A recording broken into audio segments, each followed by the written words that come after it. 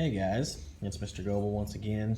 This is really for the people that were absent today. I wanted to kind of quickly go over what it is that we talked about in class.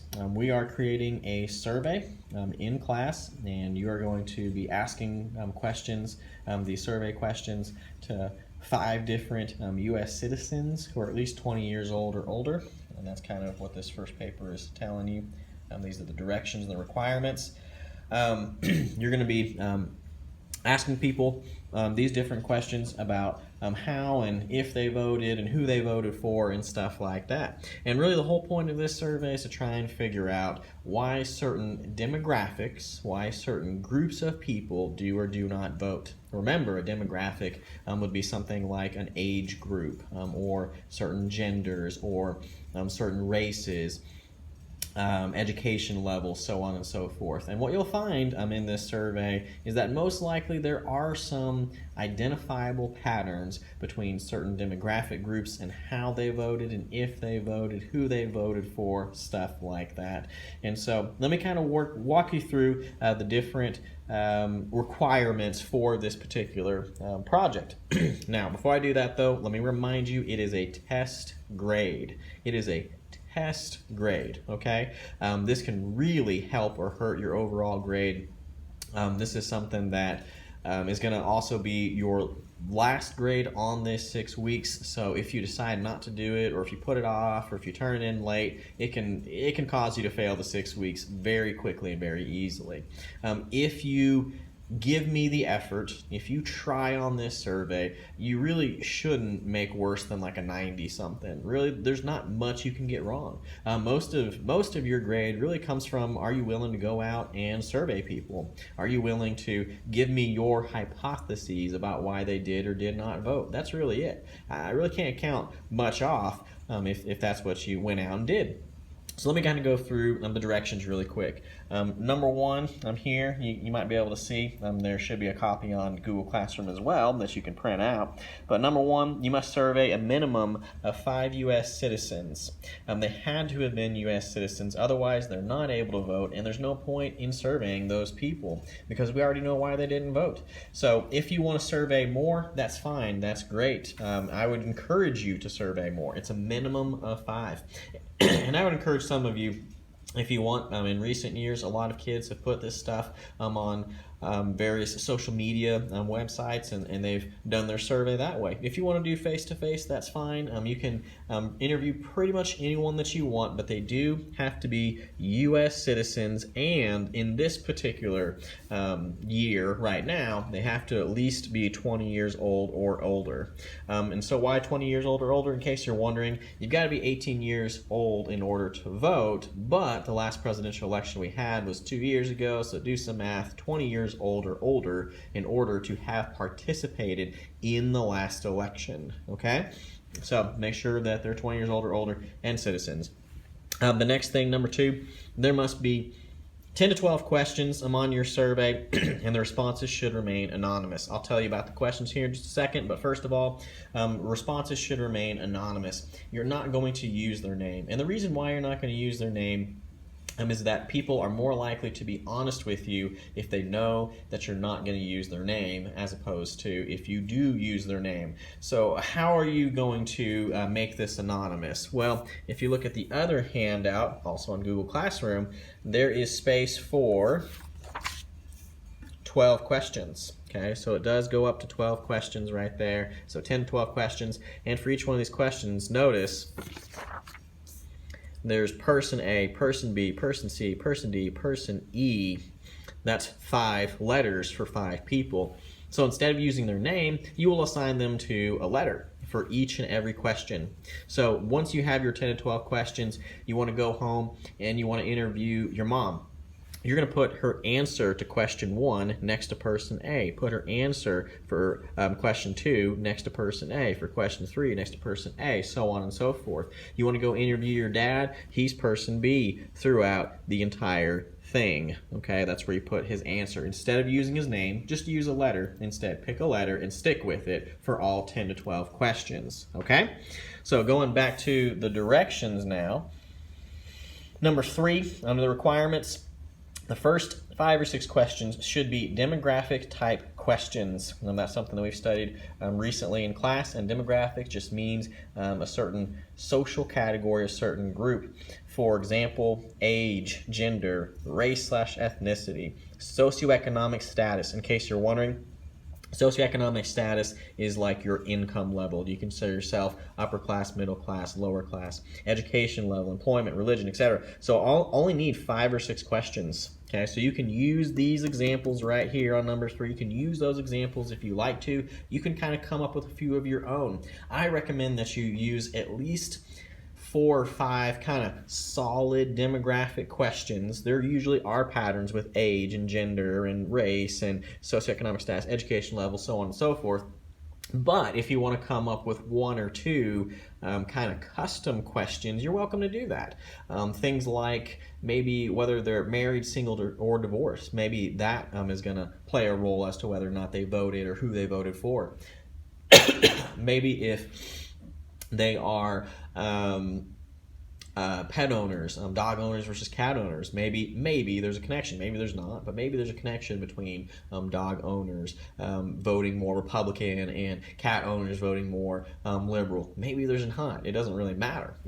You can ask them what kind of car they drive. Maybe that influences how they voted. Probably not, but maybe. Are they an iPhone user, Android user? You could go on and on and on and on. You can come up with lots of different demographic groups, and maybe some of them will kind of affect whether or not people voted. Maybe some of them won't. So like I said, use 4 or 5 of these kind of standard demographic questions here, and then if you want to mix in a custom question or 2, you go ahead and you do that.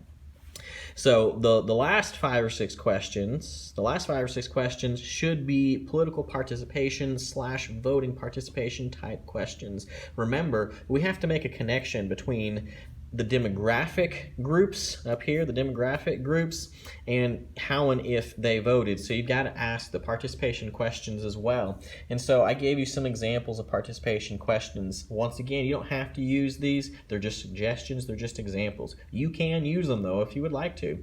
Like letter A, it says, what is your party ID? In case you don't know, what I mean by that is, like, do you consider yourself to be a Republican, a Democrat, independent, something else? That would be a really good question to ask. I highly recommend that one. And if you're going to go ahead and do letter A, I'd probably do letter B as well. It's up to you, but is it the same as your parents? Is your party ID the same as your parents? And what you'll probably find a lot of times is that it is oftentimes the same as the parents, and that can be something that you write about a little bit later on, number 5, when we get to the one-page analysis. You're going to have to come up with some hypotheses, okay? So I bet there are some really easy hypotheses for why children tend to vote the same way as their parents. Maybe they grew up in the same household and they're influenced by their parents. And so there's some easy things you could talk about in your one-page analysis. Letters C, D, and E, they kind of all go together to a certain extent. They're asking, have you ever participated in a campaign? Have you ever donated money, participated in demonstration? In other words, are you going above and beyond just voting? Are you going out and protesting and marching and donating money and doing things like that? And if you are, most likely you're going out and voting too. So once again, that could be something that you want to talk about, and it could be something that there's some easy hypotheses to kind of work with, okay? Letter F, where do you get your information on politics from? TV, radio, internet, newspaper, friends, etc. That could be a good question to ask as well. It's up to you, but maybe there's a connection between age groups and where you get your information from. Like, for example, maybe younger people are getting more of their information from social media, and older people are getting it from newspaper, TV, radio, maybe their friends, etc. Letter G, it says, most importantly, you need to ask if they voted in the last presidential and local election. Those are going to be 2 separate questions. And what I would do right now, if I were you, I would take a second, and on this other sheet of paper for question number 11 and 12, I would write out, did you vote in the last presidential election, comma, if not, why? And then for number 12, I would ask, did you vote in the last local election, comma, if not, why? And what people don't want to tell you why they did or didn't vote. Well, truthfully, it's not that big of a deal. We just kind of want to have an idea. Most people will tell you, but if they say, you know what, I don't really want to give you the reason why I didn't vote, that in and of itself is a reason, and that's what you can put down. They just didn't want to give a reason. And if you remember the other day, that is one of the reasons why people didn't vote in 2008 when we looked at that chart.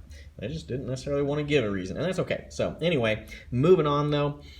Number 5, this is the part that's going to take the most thought. This is going to take the most time.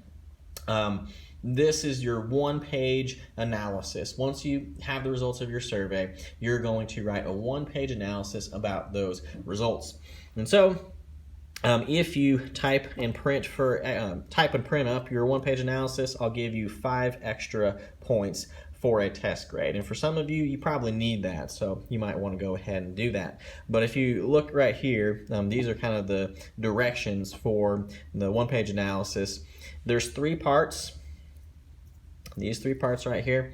I would, if I were you, divide those up into 3 different paragraphs. So based on the results of your survey, you're going to be, first of all, looking for some generalizations or some patterns.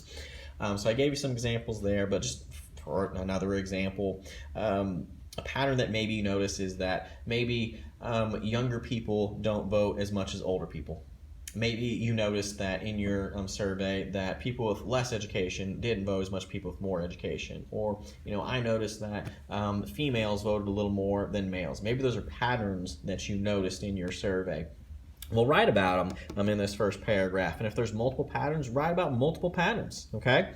The second paragraph is where you start giving your opinion on why younger people don't vote as much as older people, or why people with less education, or why females vote more than males, or whatever the pattern is that you noticed, okay? And that's where you give your hypothesis. And like I was saying earlier, your hypothesis is your educated guess. You can't really get that wrong if you give me an educated guess. That's all I'm looking for. So explain the patterns that you noticed. Okay? Say, oh, well, younger people, maybe they don't vote as much as older people because they don't care as much. They don't have as many life experiences. Maybe they don't have families, and so they don't have as much to lose or think about or care about or worry about. There's a million different explanations for some of the patterns that you notice. So give me your hypothesis. And then last but not least is the last paragraph, what I'll call your incentive to encourage more people to vote. Or better yet, if you want to write on your paper, out to the side or on the bottom or something like that, if you want to kind of write out this question, what you're really trying to answer in that last paragraph is, what would you do differently to encourage more people to vote? Okay, what would you do differently? What would you change to encourage more people to vote? Last week, if you remember, we looked at 8 different proposals for increasing voter participation. We looked at things like allowing people to vote online, or election day as a holiday, or giving more time throughout the day, or more days to go out and vote. And so you could use all those ideas if you want to. You can kind of combine them and tweak them if you want to. You can come up with your own ideas. I gave you an example down here a couple years ago. A kid said, what if we gave a tax break for people that went out and voted? Maybe that would encourage more people to vote. And you know what? Maybe it would. Maybe not always for the right reason, but it could improve voter participation. So based on your results, you kind of tell me what you would do differently to encourage more people to vote.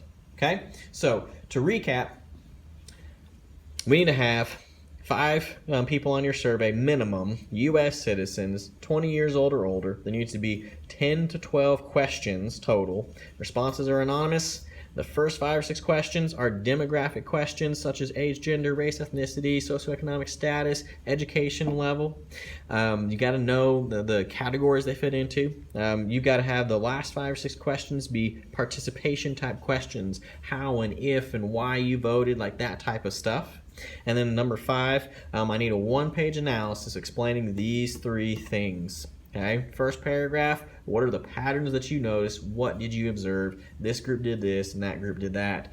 The second paragraph is your hypothesis. You're trying to explain why this group did this or why this group did that. And last but not least is your incentive, or another way of kind of getting to the same point is, what would you do differently to encourage more people to vote?